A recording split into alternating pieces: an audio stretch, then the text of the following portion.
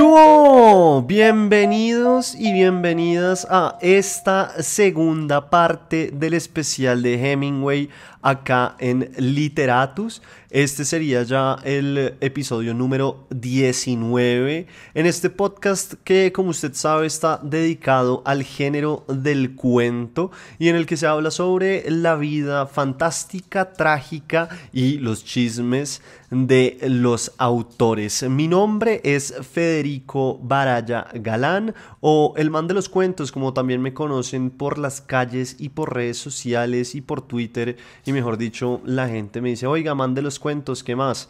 Entonces también me pueden llamar así.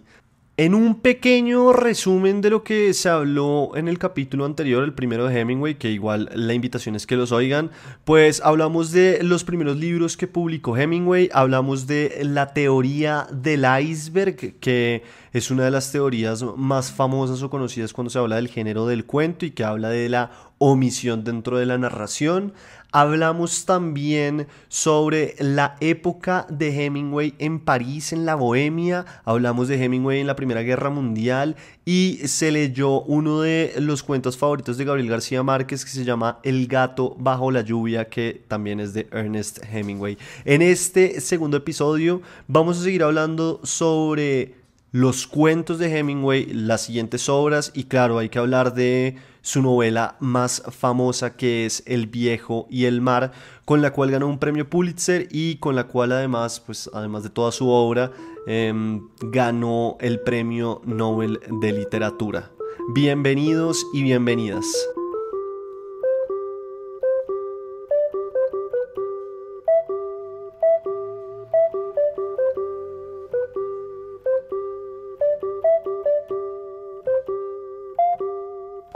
Hemingway y la hipermasculinidad, ¿no? Eso es algo que desde el capítulo pasado ya se ha visto un poco por los lados. Ya vimos cómo fue el tema con Fitzgerald y cómo lo maltrataba de vez en cuando por no aguantar bien el trago. Pero más allá de esa anécdota, lo cierto es que Hemingway en esa época era la representación del hombre.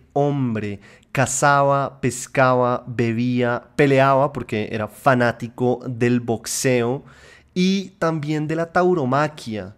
Había estado en la Primera Guerra Mundial, era un mujeriego, y todas esas características fueron las que llevaron al fundador de la revista Esquire a buscar en Hemingway como la figura icónica de esta nueva publicación y la bandera de ahora en adelante. ¿Qué pasa? O lo que cuentan es que el director de Esquire estuvo en una fiesta en la que estuvo Hemingway y allá conoció a Hemingway y dijo, este man es el que yo necesito para que mi revista empiece a funcionar. Entonces, desde los inicios de Esquire, que fue en 1933 y que es una revista en la que ya, o de la que ya he hablado en otros capítulos, bueno, desde esa época, Hemingway fue parte de la revista. Allá publicó, entre otras cosas, La nieve del Kilimanjaro y un ensayo que después se convertiría en su libro, que es El viejo y el mar, que ya les contaré más o menos a qué iba ese ensayo, porque El viejo y el mar es un libro muy importante de Hemingway. ¿Por qué se creó esta relación entre el escritor y la revista? Bueno, ya les conté, porque el creador de Esquire decidió que quería enfocar la revista entera en artículos masculinos como deportes y cosas que se hacían al aire libre. Entonces, con eso en mente, el man buscó, claro, el personaje más masculino que representaba la hipermasculinidad de la época, que era Ernest Hemingway. Para ese entonces, pues Hemingway ya tenía novelas, ya tenía libros de cuentos, ya era una persona o un escritor bastante afamado. Y el director, que es Gingrich, o que era el director en esa época y el fundador, le escribió a Hemingway después de esa fiesta que les cuento, en la que estuvieron los dos y en la que pues por primera vez se conocieron. El caso es que Gingrich le escribió una carta tipo pitch de ventas que harían hoy en día, sí, esos emprendedores que van y venden como sus ideas. Bueno, un poco eso fue lo que hizo este tipo y lo que buscaba era como entusiasmar a Hemingway con este nuevo proyecto o con esta nueva empresa. Dentro de la carta le decía que la idea de la revista era Sí, ser una Vogue, pero masculina. Y esta es una cita textual, le dijo, busca tener pelos en el pecho, refiriéndose a la revista, y nada de decir cosas adecuadas o, como dijo en inglés, adequate cojones. Entonces, esto es lo primero que le dijo Gingrich a Hemingway, y lo que más le debió haber gustado a Hemingway en su momento es que le dijo que no le importaba lo que escribiera, podía escribir de pesca, de caza, de lo que fuere, que lo único que iba a pasar es que él escribía y ellos publicaban. Y la frase exacta es "You write, I print". Y es que, oiga, era tal la leyenda alrededor de Hemingway, como para que entiendan un poco esta figura hipermasculina del man, que hasta se decía que vivió con un oso en Montana. Supuestamente dicen que dormía con el oso, se emborrachaba y eran hasta amigos. Parece joda o que me lo estoy inventando, pero lo invito, de verdad, lo invito o la invito a que busque en Google y verá que es una historia que se le adjudica al escritor, y la que dejó esto en papel es la mismísima Lillian Ross en el perfil que ya hablé para el New Yorker. Ella cuenta ahí que sí, que Hemingway fue amigo de un oso. Ahora, volvamos un poco a Esquire. Esta revista tenía un problema y no era un problema menor. Y es que al parecer solo podían pagarle $250 por pieza a Ernest Hemingway, lo cual para él era un insulto. Sin embargo, y aún no se sabe la razón, el autor aceptó y le pidió a Gingrich no contarle a nadie sobre el descuento, porque es que lo que decía Hemingway o lo que dijo Hemingway en ese momento es que si se sabía sobre este descuento, él perdería alrededor de $2.500 por pieza. $2.500, imagínese la plata que estaba cobrando este autor por cada uno de los artículos que estaba escribiendo. Y bueno, pues en realidad sí era un gangazo para Gingrich y para el Esquire. Igual, la primera edición, que esto también me parece muy interesante, en la que Hemingway escribió un artículo llamado Marlin of the Morrow. Bueno, esa edición fue tan exitosa que Gingrich tuvo que ir tienda por tienda como de artículos de zapatos o de ropa, que habían mandado revistas allá también como para hacer toda esta articulación de puntos de contacto de la revista en distintos puntos de venta. Bueno, él tuvo que ir tienda por tienda recogiendo cada una de las ediciones que había mandado, porque en los stands como de periódicos y de revistas se habían agotado por completo, porque todo el mundo quería esa revista. Entonces el man tuvo que ir a recogerlas todas para volver a llevarlas a estos stands de periódicos y de revistas. Entonces fue totalmente un éxito, y con ese éxito de esa primera edición, entonces Hemingway le dice, oiga, pero venga, ¿cómo así? Esto es un éxito porque yo estoy ahí, entonces venga, hablemos de cuánto me está pagando. Y lo que cuenta la historia es que desde ese momento hasta la última colaboración de Hemingway, el fee por cada una de las piezas fue subiendo. Y es que Hemingway fue muy importante, no solo porque escribía, sino también porque Hemingway tenía una libreta de conocidos escritores muy grande de la época y era gente muy exitosa. Entonces Gingrich además sí tuvo acceso a estas otras personas, como Scott Fitzgerald, por ejemplo, o como Dos Pasos. Todos estos tipos empezaron a escribir en el Esquire gracias a que Hemingway estaba ahí. Listo, y entonces ya hablamos de Esquire y conocimos un poco más de por qué era el superhombre. Y lo cierto es que de aquí en adelante Hemingway empieza a dedicarse a escribir, a ir a peleas de boxeo, a cazar y a pescar. Por allá en 1934 el man se compra un bote de pesca y atrapa un pescado que rompe, oiga bien, los récords de ese momento, tanto así que lo lleva al Miami Deep Sea Fishing Club, que es un lugar al que hoy en día usted puede ir y va a encontrar el pez, o sí, la insignia del pez que pescó en su momento Ernest Hemingway. Por esas épocas también es que el autor publica Death in the Afternoon y Winner Takes Nothing. No fue sino hasta 1938 que Ernest Hemingway se fue a vivir a Cuba, y allá empieza una novela bastante conocida que es Por quien doblan las campanas, novela que sería publicada 2 años después, casi al mismo tiempo en el que el autor se divorcia de su segunda esposa, de Pauline Pfeiffer, y se casa una tercera vez, esta ocasión con Martha Gellhorn. Por quien doblan las campanas fue otro éxito más de Hemingway, inmensamente popular y muy bien recibida por la crítica. O sea, Hemingway venía muy bien con sus libros y Por quien doblan las campanas es otro éxito de este autor que, como pueden ver, pues con el capítulo anterior y es una persona que tuvo una vida bastante movida. Todo esto nos trae a la Segunda Guerra Mundial, en la cual Hemingway pues ya no participa como chofer de ambulancia, pero que ya desde 1941 el man había decidido ayudar con su bote de pesca, que imagínense, el man lo convirtió en un arsenal de guerra con armas y miles de bombas, todo con el fin de buscar y encontrar submarinos nazis que estuvieran por Cuba. Esto igual no fue lo único que hizo Hemingway en la Segunda Guerra Mundial. El tipo también fue corresponsal de guerra y en ese tiempo le pasó de todo, un clásico de Hemingway. Primero, cuando llegó a Londres, el man iba en un carro y se estrelló a lo maldita sea, dándose tan duro que la prensa internacional, imagínense, volvió a matarlo, salió a decir que el tipo estaba muerto. Pero como hemos visto, matar a Hemingway es jodidísimo. Después de eso, al man le otorgaron la medalla de bronce en París por sus actos en la guerra.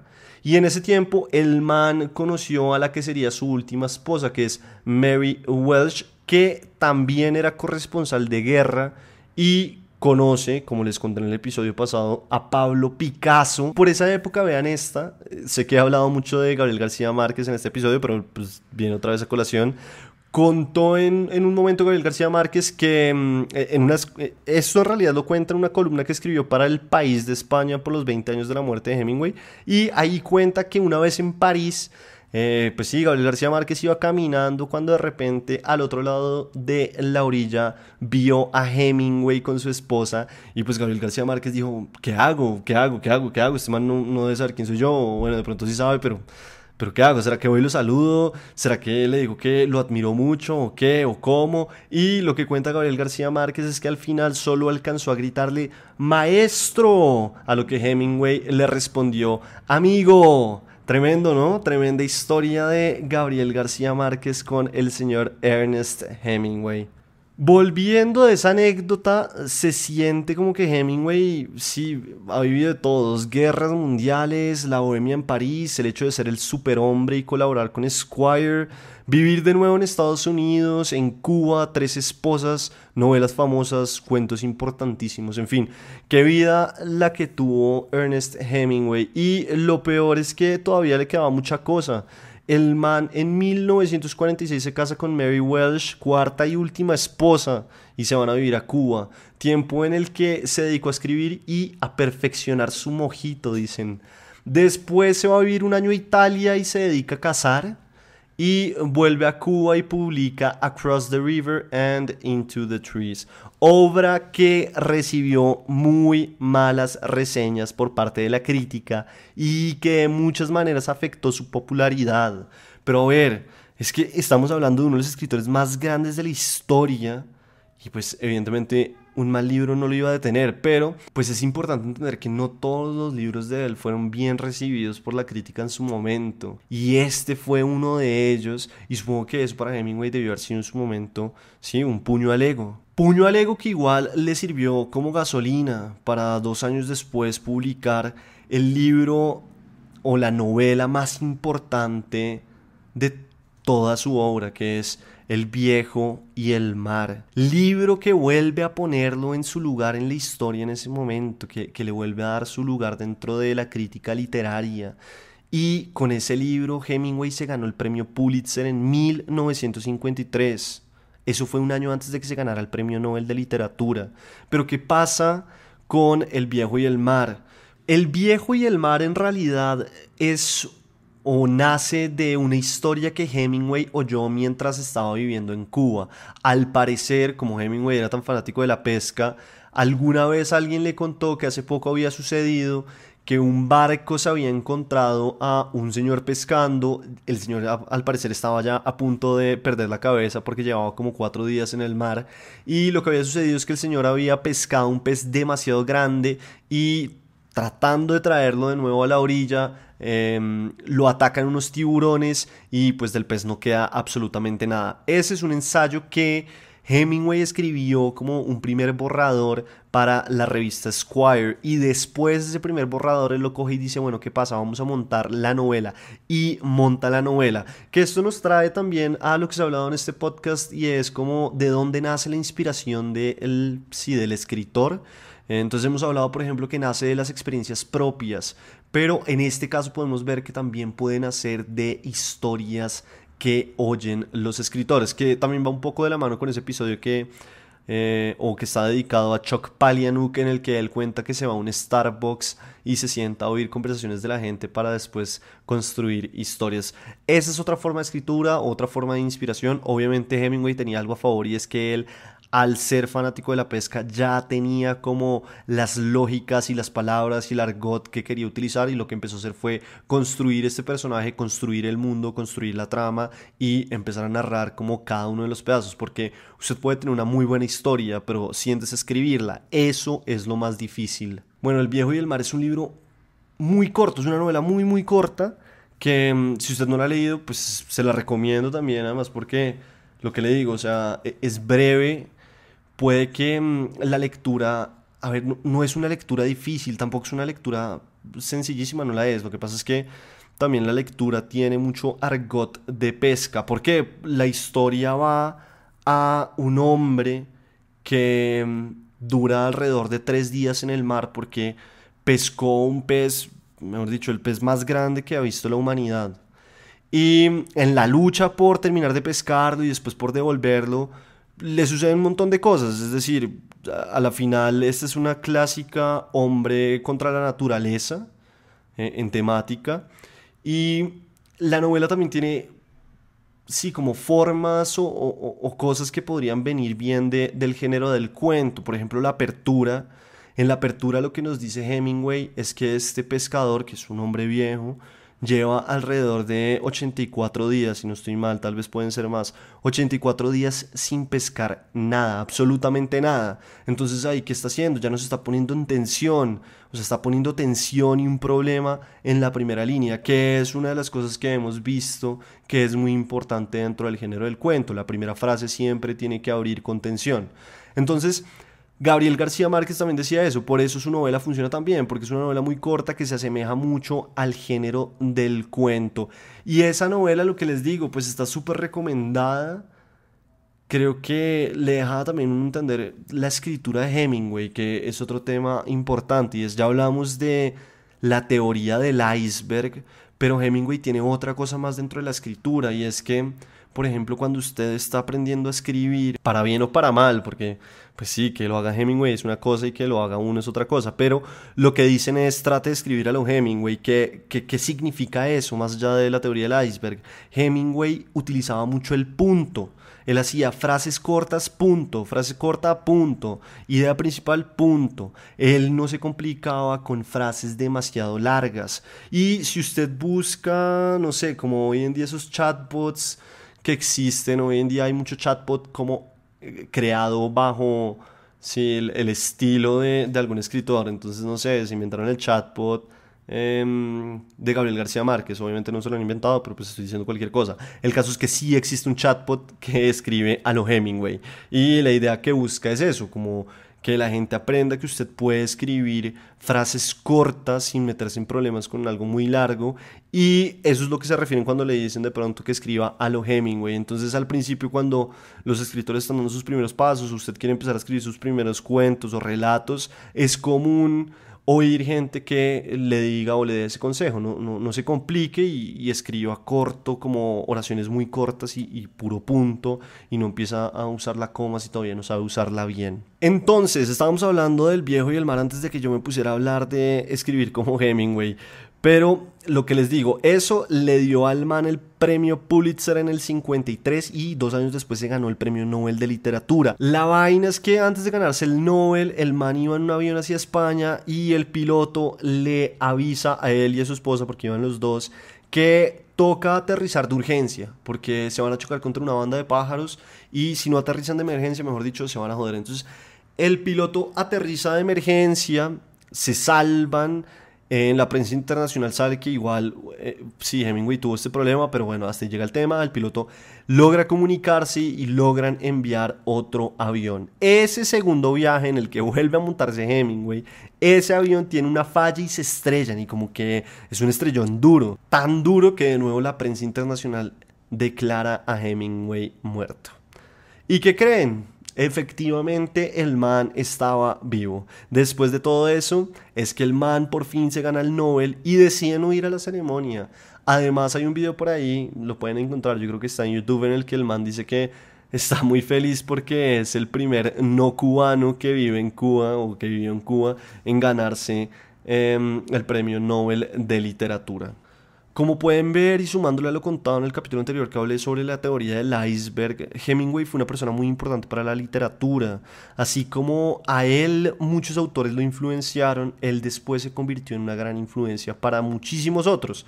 García Márquez siempre habló de Faulkner, pues Macondo, como ustedes saben, tiene raíces en lo que hizo Faulkner en su momento.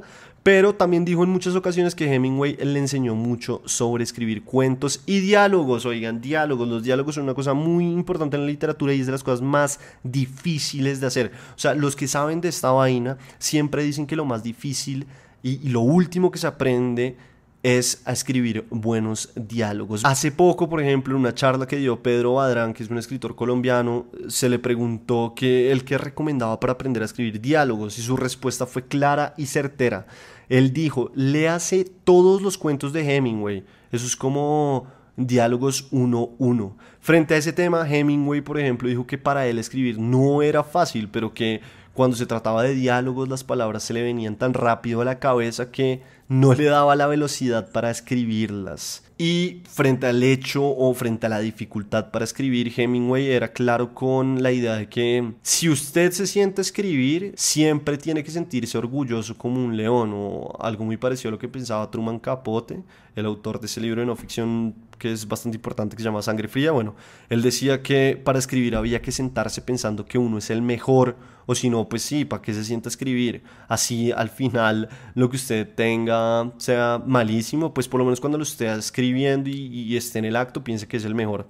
E igual yo creo que Hemingway sí se creía el mejor escribiendo, por lo menos frente a muchas personas. El man vivía siempre comparando la vida con el boxeo y alguna vez dijo que en términos literarios él entraría al ring con cualquier escritor excepto tal vez con Tolstoy. Finalmente, y ya dando cierre a este especial de Hemingway de 2 episodios, el autor se suicidó en 1957, se metió un escopetazo y por algunos años se encubrió el suicidio y se dijo que lo que pasó fue que estaba limpiando el arma cuando ésta se activó. En una entrevista, como 5 años después, una cosa así, la última esposa del autor contó la verdad. Y lo que dicen, o el rumor, o la historia que hay alrededor de la muerte de Hemingway es que al parecer esos últimos años de vida el man los vivió luchando con la depresión y la paranoia. El man llevaba mucho tiempo sintiendo que el FBI lo estaba persiguiendo. Pero sin más preludio, entonces creo que es importante que le demos entrada a este segundo cuento y para que veamos el tema de los diálogos y de la teoría del iceberg. Preferí leer Colinas como elefantes blancos y no uno de los más famosos de él, que es Los asesinos. Entonces esto es Colinas como elefantes blancos, y lo que le pido es que esté muy atento como a ese subtema o lo que están hablando los personajes, que en realidad nunca nos dicen de qué están hablando.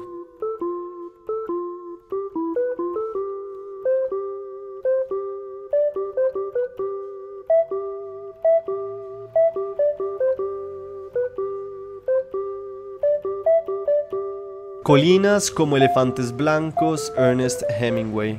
Del otro lado del valle del Ebro, las colinas eran largas y blancas. De este lado no había sombra ni árboles y la estación se alzaba al rayo del sol entre 2 líneas de rieles. Junto a la pared de la estación caía la sombra tibia del edificio y una cortina de cuentas de bambú colgaba en el vano de la puerta del bar para que no entraran las moscas. El norteamericano y la muchacha que iba con él tomaron asiento en una mesa a la sombra, fuera del edificio. Hacía mucho calor y el expreso de Barcelona llegaría en 40 minutos. Se detenía 2 minutos en este entroque y luego seguía hacia Madrid. ¿Qué tomamos?, preguntó la muchacha. Se había quitado el sombrero y lo había puesto sobre la mesa.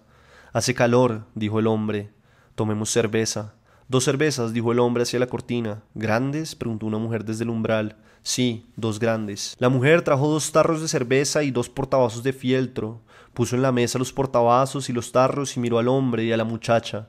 La muchacha miraba la hilera de colinas. Eran blancas bajo el sol y el campo estaba pardo y seco. Parecen elefantes blancos, dijo. Nunca he visto uno. El hombre bebió de su cerveza. No, claro que no. Nada de claro, dijo el hombre. Bien podría haberlo visto.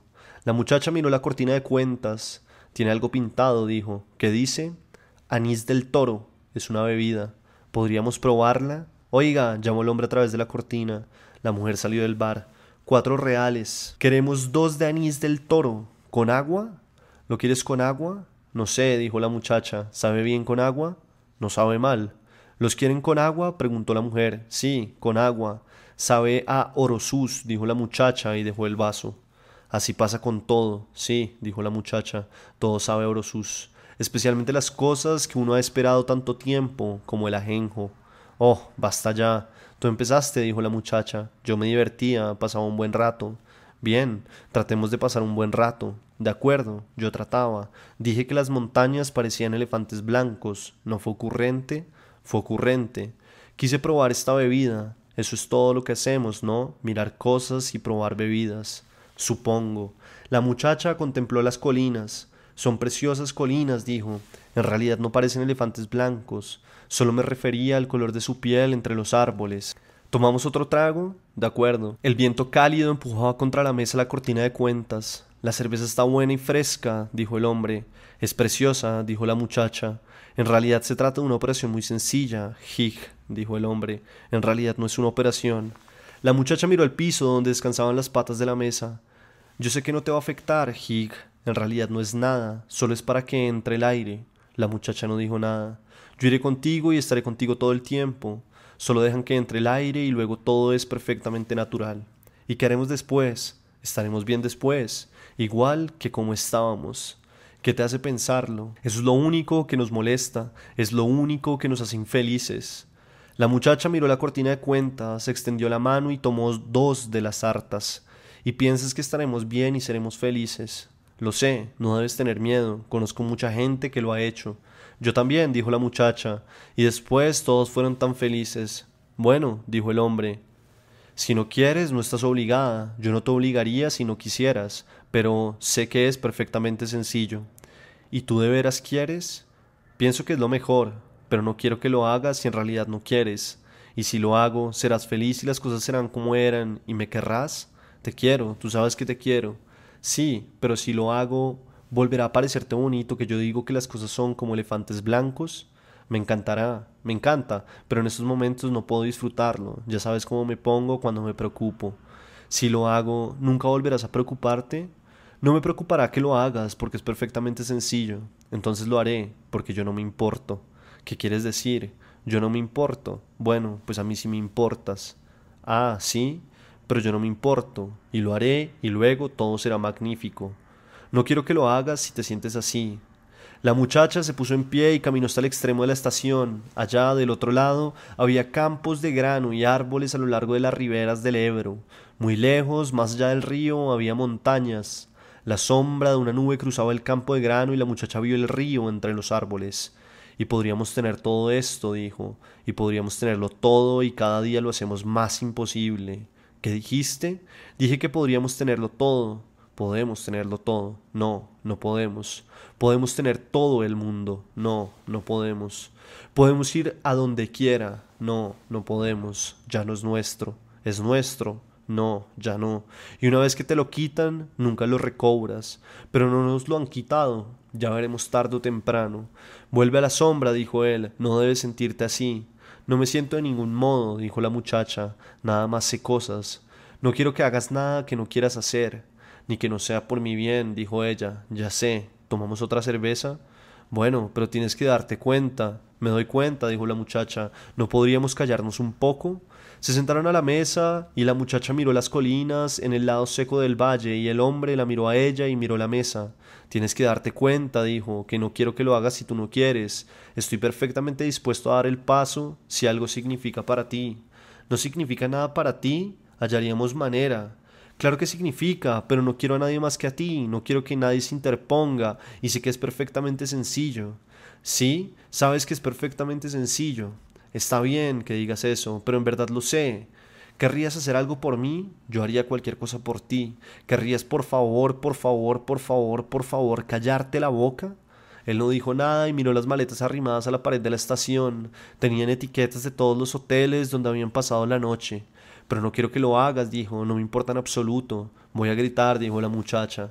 La mujer salió de la cortina con 2 tarros de cerveza y los puso en los húmedos portavasos de fieltro. El tren llega en 5 minutos, dijo. ¿Qué dijo? Preguntó la muchacha. Que el tren llega en 5 minutos. La muchacha dirigió a la mujer una vívida sonrisa de agradecimiento. Iré llevando las maletas al otro lado de la estación, dijo el hombre. Ella le sonrió. De acuerdo, ven luego a que terminemos la cerveza. Él recogió las 2 pesadas maletas y las llevó, rodeando la estación hasta las otras vías. Miró la distancia, pero no vio el tren. De regreso cruzó por el bar, donde la gente en espera del tren se hallaba bebiendo. Tomó un anís en la barra y miró a la gente. Todos esperaban razonablemente el tren. Salió atravesando la cortina de cuentas. La muchacha estaba sentada y le sonrió. ¿Te sientes mejor?, preguntó él. Me siento muy bien, dijo ella. No me pasa nada. Me siento muy bien.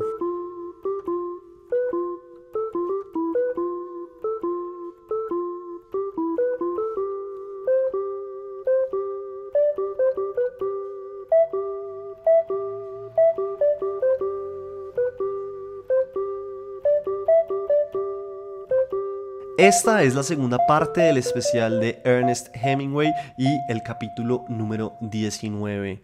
Mi nombre es Federico Baraya Galán, o el man de los cuentos, y recuerde que en Twitter me puede encontrar como @Federico Baraya. Allá hablo de literatura, de cuentos, de novelas y todo lo que esté relacionado con este mundo que por lo menos a mí me vuela la cabeza siempre, y es el mundo de la escritura.